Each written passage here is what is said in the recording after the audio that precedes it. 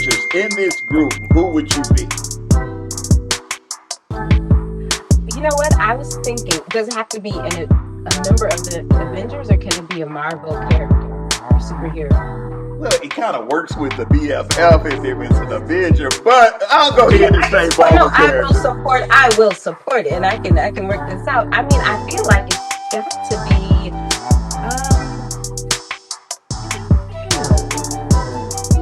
Well, what Marvel character were you going to say?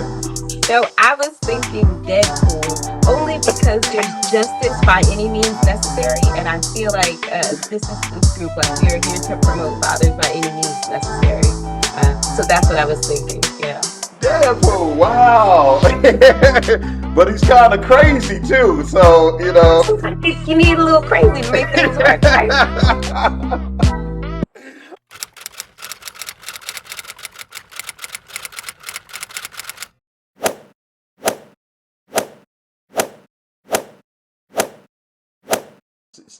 I'll say this on a serious note. I grew up in an environment in the 80s and 90s where discipline was hardcore and brutal. Not to say that, you know, and I'm going to say typically what I hear at the barbershop and what I hear most people of our culture say, hey, but, you know, I became a professor, so the beating's mustard work, she beat the dissertation out of me, you know, that sort of thing. So, but with that being said, what can you say, like, how should we as fathers, what can we do to prevent, like, having an adverse effect on our kids in terms of how we discipline them and that sort of thing? Yeah, I think when it comes specifically to discipline, is to just be able to challenge other fathers on this idea of discipline. I mean, and what is discipline? I know growing up, you know, I had my mom and my dad in the house, and, you know, they love to bless us or put their hands on us, as they used to say in the church. And because it happened to them, and they thought they were doing what they thought was best for us, because that's what was taught to them. And as I talked a bit more to my parents, and you know, others, they were saying, I'd rather discipline you because I don't want the street to discipline you. I don't want other people to put their hands on you. I'm doing it through love. And so, you know, as I've been in school, or when I was in school and learning more about, you know, more effective discipline patterns, I would go to my father, I would go to my brother-in-law, some of my best friends are men who are fathers, and I would say, hey, you know, I know this is how we used to do it, but let's talk about how we can do it now. And so I talked to them about it, and then they talked to, you know, other men about it, other fathers about it, that there's ways that you can discipline and still show your love without putting your hands on a child, and that you'll have better outcomes. You know, and so it's about this idea of just challenging what we know versus we know some new things now. How can we apply those? Okay, so you know I got my skeptical look here, because I'm gonna just keep it real with a lot of the viewers and that sort of thing. And I know this because I just recently had a conversation with a brother and had something about this whole idea of spanking and not spanking and that sort of thing. But I would say this, and this is usually what I hear from brothers, like, some of our kids, we could say, I'm disappointed in you, and it'll ruin your day.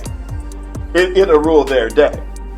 Others of our kids were like, oh yeah? So, now what? Now, I have evolved. I'm not hands-on anymore. But I swear, the talking sometimes in trying to not adversely affect them down the road is leading me to have a nervous breakdown, because I'm like, I'm ready. I want to put my hands, you know, that sort of thing.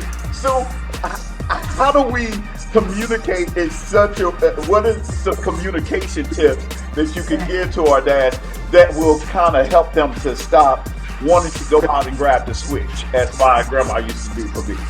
Right. Now, I'm not going to say that the desire will not still be there, right? But what I am saying is that there are more effective ways. So yes, I'm so disappointed in you. It works until it doesn't, right? And so what are these ideas of pairing, you have choices versus, those choices have consequences. So you can choose to do whatever you like. You have choice A or you have choice B.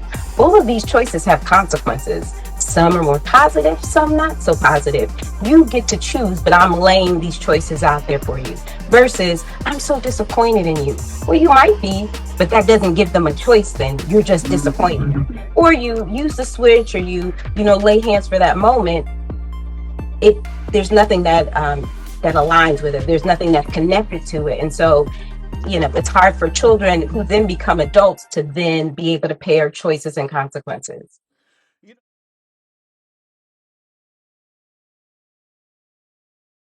All right. Okay, now. All right. I feel like the top 5. Okay, we have to talk about Biggie. So Notorious B.I.G. is top 5. He's number 1. Okay. After that, I feel like his cousin, would be Jay-Z. After that, I'd have to go to the South, Atlanta, if you will, and it's got to be Outkast. So that duo plays no games.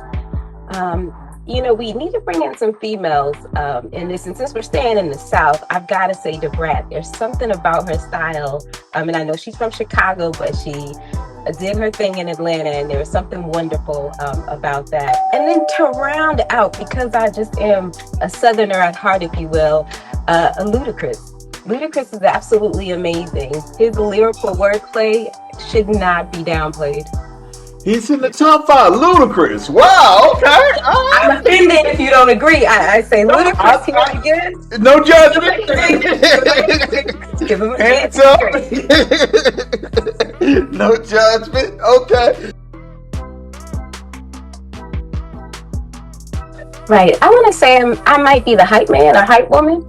I remember when Brianna, Dr. Lemons, she had this idea of pulling together strong Black women to celebrate fatherhood. And we were actually doctoral students together at different universities. I was in St. Louis and she was in DC, and she was telling me about this idea of how can we promote fathers? How can we promote the strengths of fathers in the family, and specifically Black fathers? And so she had these ideas, and I'd be like, yeah, girl, let's do it. Let's do it. And she's like, you know what? We should come together. We should have this collective. We need t-shirts. Yeah, let's get the t-shirts. Let's make it happen. And so it's been nice because I've been there, it feels like since the beginning, just hearing Brianna's thoughts, just being there to witness her bringing so many wonderful people together, and being unapologetic about the fact that we are here to promote positive Black fathering. And we are trying to disrupt this narrative that fathers are here just for finances, or they're just coming from jail, or they don't want to be a part of their child's life, which that could be true for some of the cases, but that's not our focus. And I really appreciate that, and this opportunity to just be in the room, in the space with such amazingly brilliant women who have the same passion. I'm in Maryland and fully vaccinated, so I am ready to get out there and do more research. My research really focuses on engaging fathers and parenting programs. So if you were in the DMV area, please look me up. Also, I'm working, we submitted a paper, Dr.